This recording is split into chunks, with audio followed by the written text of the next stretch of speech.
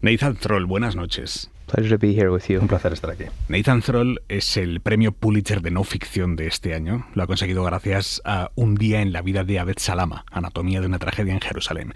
Es un reportaje muy completo que publica ahora la editorial Anagrama, en el que se cuenta la historia de un autobús escolar que en plena Cisjordania ardió durante más de media hora sin que nadie hiciera nada para evitarlo. Murieron 7 personas, 6 de ellas niños, y como digo, estuvo ardiendo durante más de media hora en una zona tan absolutamente controlada como es la Cisjordania ocupada.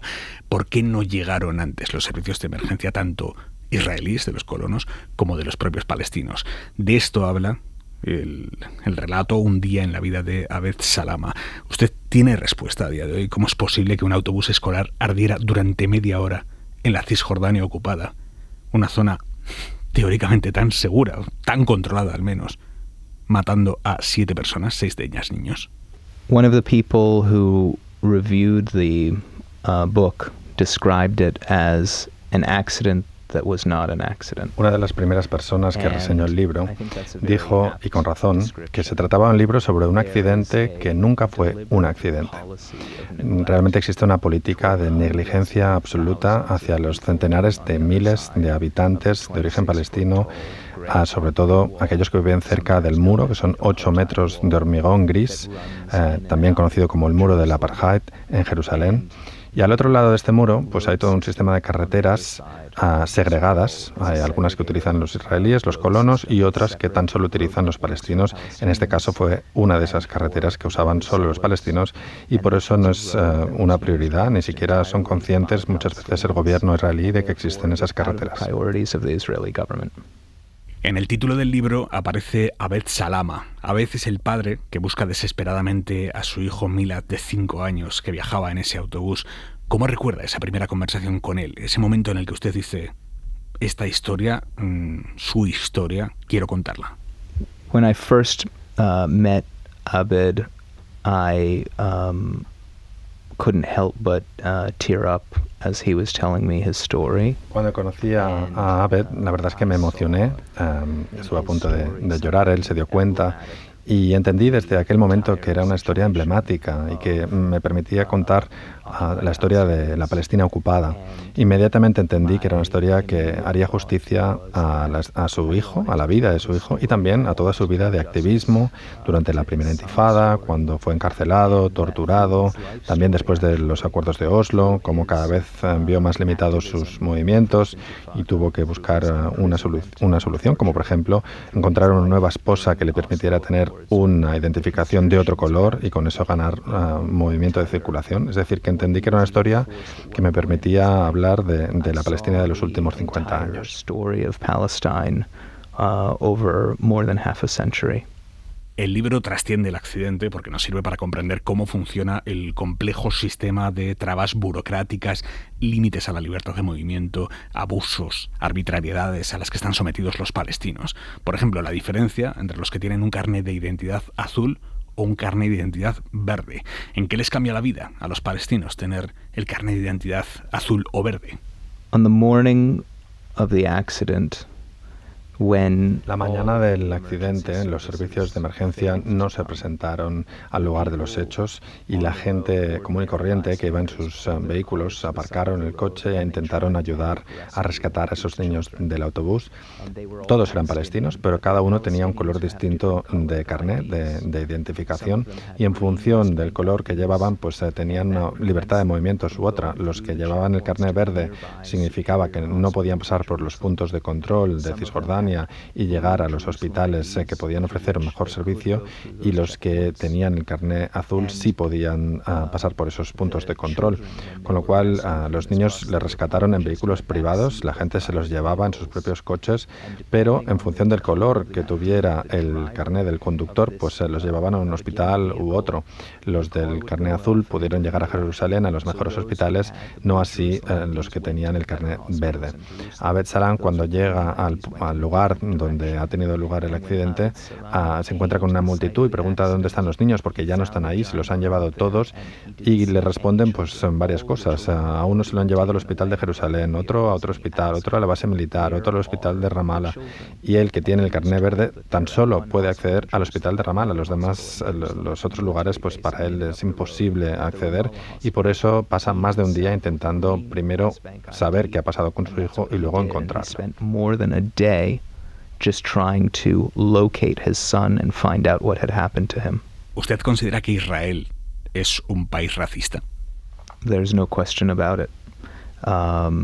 Sin duda, un país que aplica una política de dominio étnico por una serie de características innatas sobre otro colectivo es un país sumamente racista. ¿Usted cómo calificaría la respuesta de Israel al ataque de Hamas del 7 de octubre? The response has been collective punishment. La respuesta ha sido de un castigo colectivo, de un bombardeo indiscriminado, para utilizar palabras que incluso el presidente norteamericano Biden ha empleado más de una vez. Ha sido una campaña de bombardeos indiscriminado, una matanza en masa, y han decidido castigar pues a Gaza, a toda la población de Gaza, por las acciones de aquellos que perpetraron ese ataque. Of the attackers on October 7th. En los ataques de Israel han muerto más de 37.600 personas. Israel está perpetrando un genocidio. The strongest case that Israel is committing a genocide in Gaza is not based on the number killed, which is outrageous.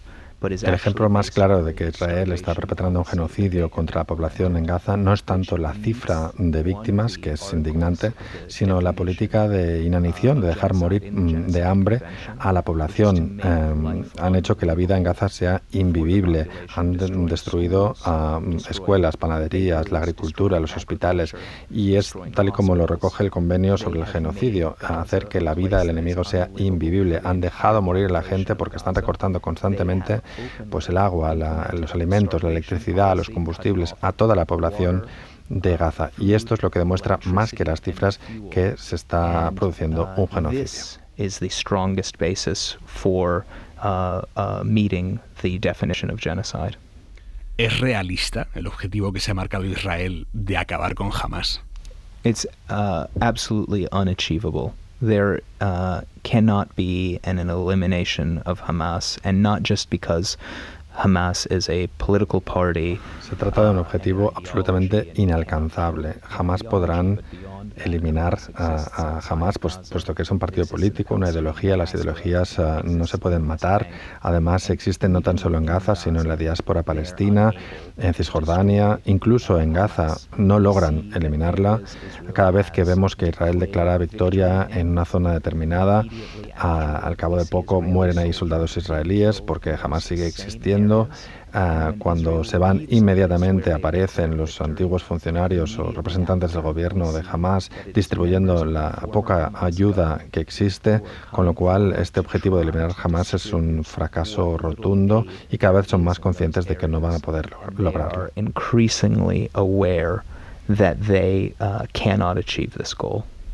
En mayo, España reconoció a Palestina como Estado independiente. Lo hizo junto a Irlanda y a Noruega. ¿Qué le parece esta decisión? ¿Es suficiente? ¿Cree que la presión internacional sobre Israel podría ir a más? I think that the step taken by Spain is valued by the Palestinian National Movement. Creo que el paso que ha tomado España ha sido muy bien valorado por el movimiento nacional palestino, pero se trata de un paso simbólico, nada más.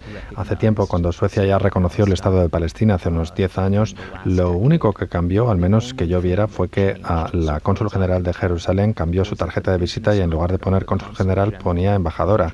Ese fue el único cambio. Es decir, que con un mero reconocimiento no basta.